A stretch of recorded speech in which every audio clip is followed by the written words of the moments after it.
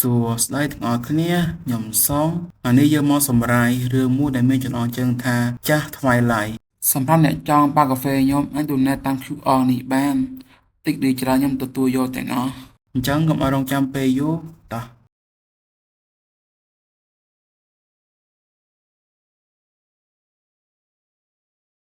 ខ្ញុំមិនមែនជាយុវជនយ៉ងឲ្យអ្នកធ្លាប់ស្គាល់នោះទេហើយអ្នកប្រហែលជាមិនមែនជាខំបែបជីនដែរប៉ុន្តែខ្ញុំមិនឲ្យអ្នកទៅដូចនោះទេតើវាសំខាន់ទេបើអ្នកមិនដូចមុនដរាបណាអ្នកនៅតែជាខំបែបជីនតែគិតអំពីការគ្របខ្ញុំទៅឲ្យយឺតមុននឹងនិយាយសួស្តីពេលខ្ញុំសើមចូលក្នុងភ្លៀងនោះគ្រប់គ្រាន់ហើយយុវជនយ៉ងខ្ញុំនឹងពិនិត្យមើលខំបែបជីនពី JBK Financial បន្ថែមទៀតចាប់ពីពេលនេះតទៅអ្នកបានជ្រើសរើសផ្លូវខុសដើម្បីមើលថាតើអ្នកពិតជាមនុស្សអាក្រក់ឬអត់បើអ្នកពិតជាចង់កាត់ចំណងមែនអ្នកគួរតែដើរកាត់ដោយមិនខ្វល់ថាខ្ញុំសើមជោគឬដួលសន្លប់ក្នុងភ្លៀងនោះក៏ដោយអ្នកតែងតែជាអ្នកដែលងូតទឹកមុនគេព្រោះអ្នកបារម្ភថាខ្ញុំនឹងប្រោះទឹកក្តៅអស់វាប្រហែលជាល្អជាងបើមិនជួបគ្នាទៀតទេបើវាមានផលប៉ះពាល់អវិជ្ជមានដល់ជីវិតរបស់យុវជនយ៉ងតាមឈ្មោះបាយណាមួយខ្ញុំកំពុងគិតបែបនោះប៉ុន្តែការញុះញង់រឿងច្រើនយ៉ាងនេះគឺខុសខើពេកហើយយុវជនយ៉ងអ្វីក៏ដោយដែលអ្នកបានឃើញគ្រាន់តែធ្វើពិតជាមិនបានឃើញប៉ុណ្ណោះជាការពិតណាស់ហើយខ្ញុំរវល់ពេកក្នុងការសម្លឹងមើលព្រះច័ន្ទរហូតមើលមិនឃើញអ្វីទាំងអស់មានរឿងអ្វីកើតឡើងមែនហើយខ្ញុំបានត្រឡប់មកផ្ទះវិញមុននេះប៉ុន្តែខ្ញុំឃ្លានដូច្នេះខ្ញុំបានទៅហាងងាយស្រួលមួយសន្ទុះមានឡានមួយចតនៅជ្រៅក្នុងផ្លូវតូចដែលខ្ញុំមិនធ្លាប់ឃើញពីមុនមកមានមនុស្សម្នាក់កំពុងអង្គុយនៅក្រៅកៅអីអ្នកបើកបរនោះតើវានៅឯណាគាត់បានអង្គុយនៅទីនោះអស់រយៈពេល2ម៉ោងហើយឥឡូវនេះរថយន្តវ៉ែនពណ៌សនៅពីក្រោយអ្នកហេតុផលតែមួយគត់ដែលរថយន្តនោះនឹងមកដល់ទីនេះគឺខ្ញុំបានតម្រៀបរបស់របរនៅចិត្តអាគារសាងបងរួចហើយដូច្នេះនោះមិនមែនជាវាទេតើវាជាអ្នកណាខ្ញុំមិនអាចគិតពីនរណាម្នាក់ជាក់លាក់បានទេដោយសារមាននរណាម្នាក់នៅខាងក្នុងយើងគួរតែទៅមើលមុខគេតើខ្ញុំគួរហៅប៉ូលីសទេអ្នកណាកំពុងតាមប្រមាញ់អ្នកណាមិននឹកស្មានថាបានជួបអ្នកនៅទីនេះទេយូរហើយមែនទេខ្វាន់បែបជាយើងធ្វើការនៅក្រុមហ៊ុនតែមួយខ្ញុំបានបញ្ចប់ការសិក្សាដោយសារអារូបករណ៍ពីមូលនិធិណាសឹងវូនតើគាត់តែមានទឹកមុខបែបនេះទេខ្ញុំមិនចាំច្បាស់ទេប៉ុន្តែខ្ញុំគិតថាគាត់មានរូបភាពដែលងាយស្រួលតាក់ទងជាងតើគាត់បានឃើញខ្ញុំទេពីចម្ងាយនេះតើអ្នកមកជួបយុវជនយ៉ងទេខ្ញុំមានការងារខ្លះនៅសាខាក្បែរនោះដូច្នេះខ្ញុំគិតថាខ្ញុំនឹងជប់មកទីនេះតាំងពីខ្ញុំ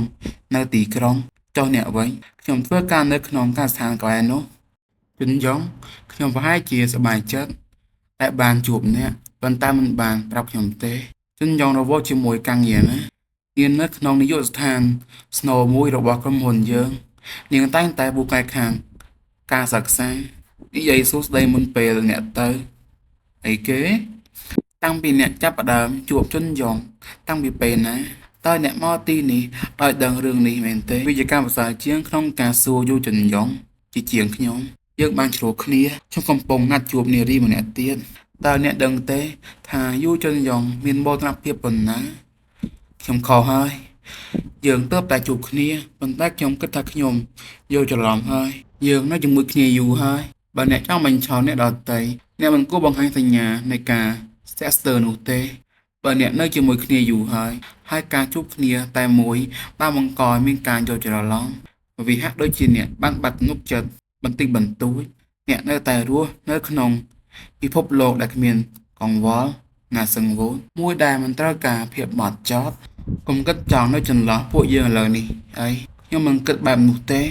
ខ្ញុំគ្រាន់តែមិនដឹងថាពាក្យសហរដ្ឋអាមេរិកនេះសំដៅលើអ្នកណានោះទេខ្ញុំមានអារម្មណ៍មួយថាថ្ងៃបែបនោះនឹងកើតឡើងដោយជាមិនផុតខំបែបជិនគឺដូចជាស្នាមឆ្កូតមួយវាកាន់តែជាប់បានយូរជាងស្នាមឆ្កូតទៅទៀតដូចជាស្នាមប្រឡា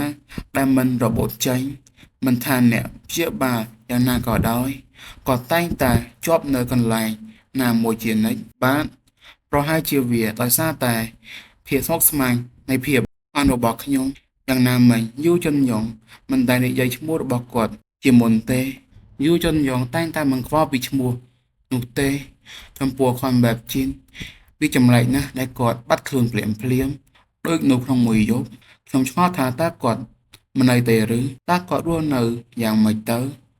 ប្រហែលជាមិនអីទេប៉ុន្តែរាល់ពេលដែលខ្ញុំគិតអំពីវា